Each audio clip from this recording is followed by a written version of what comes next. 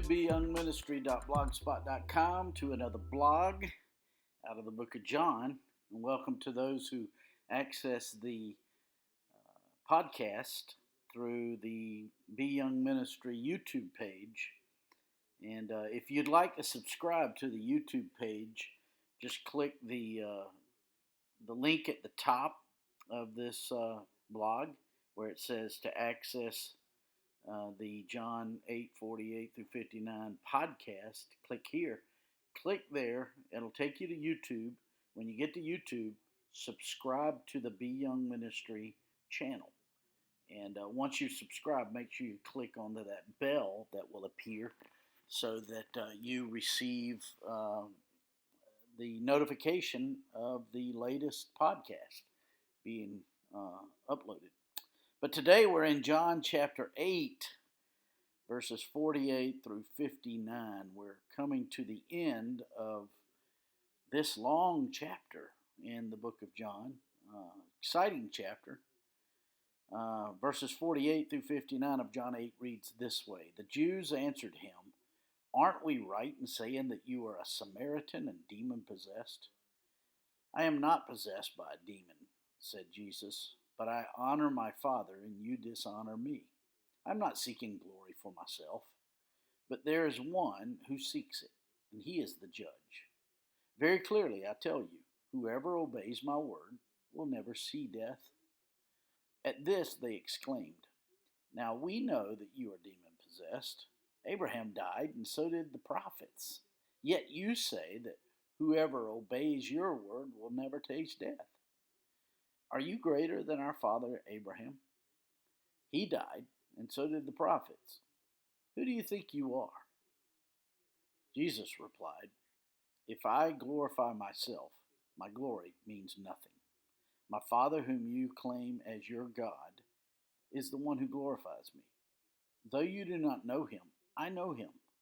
If I said I did not, I would be a liar like you. But I do know him and obey his word. Your father Abraham rejoiced at the thought of seeing my day. He saw it and was glad." "You are not yet 50 years old," they said to him, "and you have seen Abraham?" "Very truly I tell you," Jesus answered, "before Abraham was born, I am." At this they picked up stones to stone him, but Jesus hid himself, slipping away from the temple grounds. That's John chapter 8, verses 48 through 59. Socrates once said, "When the debate is lost, slander becomes the tool of the loser." In verse 47, the Lord Jesus had told these men, "The reason why you don't hear my words is that you are not of God." Then here in verse 48, the religious leaders call him a Samaritan. And as you know, Samaritans were Jewish half-breeds who intermarried with the Gentiles. They formed their own Bible and decided to worship differently than the Jews, not according to the Bible. As a result, the Jews hated the Samaritans. The Lord Jesus had exposed these religious leaders to not be of God, so they stoop to name-calling. This is always the last resort of someone who is losing an argument. The response of the Lord Jesus is simple. "I am not possessed by a demon." Then he reveals the secret to life. This is the secret to all of life, for everything, everyone. "But I honor my Father," he said. The key to it all is who defines us. And how do we know we are being defined by the God of the Bible? Well, we know when we are obeying his word. He is defining us when we do so. We do this not because we have to, but because we want to, recognizing that it is not about us reaching perfection. See, this is where we go astray. We begin to believe that we're earning God's favor or we're maintaining it in some way. And this is just the wrong perspective. It's a gift, and the gift produces a thank you. And the thank you is, I want to be everything you want me to be because I know you've got my best interest at heart. You could say there's a selfish underlying nature to this response. And I guess in this realm of time, it's inevitable, but it's smart to go God's way. It is absolutely dumb to ignore the truth, and the truth is anything God has said on a given subject. The Lord Jesus refused to respond on his own behalf, but leaves vengeance to the Father. I love that.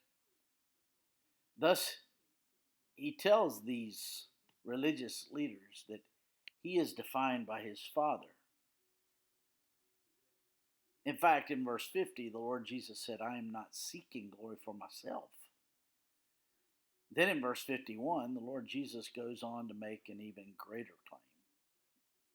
He says, whoever obeys my word will never see death. The one who has conquered sin and death says, whoever obeys my word will never see death. When the believer dies, he will not see death. Rather, he will see life like never before. You see, those who are truly Christ's followers will pass from life to instant perfection, not to death. In verses 52 and 53, the religious leaders respond with, now we know that you're demon possessed. Abraham died, and so did the prophets. Yet you say, whoever obeys your word will never taste death. In verses 54 and 56 through 56, the Lord Jesus' response is classic. If I glorify myself, my glory means nothing. That's the same true for all of us, by the way.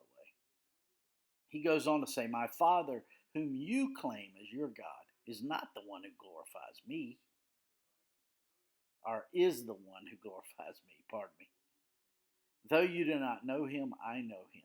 If I said I did not, I'd be a liar like you. But I do know him and obey his word. Your father, Abraham, rejoiced at the thought of seeing my day and saw it and was glad. The Lord Jesus lived for the glory of the Father. This means he did what the Father said. He obeyed his word. This is so important because the life he lived has been credited to his followers' account. The Lord Jesus' knowledge of the Father translated into obedience to the Father. This, coupled with his cross, is what has enabled you and me as followers of Jesus Christ to be perfect in the eyes of the Father. When the Father looks at the believer, he sees us through the lens of his Son. In verse 57, the religious leaders respond, you're not yet 50 years old, and you have seen Abraham. These experts in the law did not understand the eternality of the Messiah. The fact that the Lord Jesus was Messiah, he had therefore to be God, because only God can forgive and atone for sin. They go hand in hand. Only God can be Messiah, and only the Messiah is God. In verse 58, the Lord Jesus declares, before Abraham was born, I am. The Lord Jesus here is claiming to be God. He uses two distinct verbs that are very different forms of the verb to be. The Lord Jesus is literally saying, Abraham became, but I was already there. In verse 59, we read, at this they picked up stones to stone him, but Jesus hid himself, slipping away from the temple grounds. The religious leaders picked up stones to kill the Lord Jesus because they concluded he was guilty of blasphemy. He called himself God. And that wasn't a lie. He's either God or he's a lunatic. You can't have a middle ground. Then the Lord Jesus hid himself. Once again, the invisible hand of God is protecting the Lord Jesus until his time had come. This is comforting to us, to me, because my life is in the Lord's hands.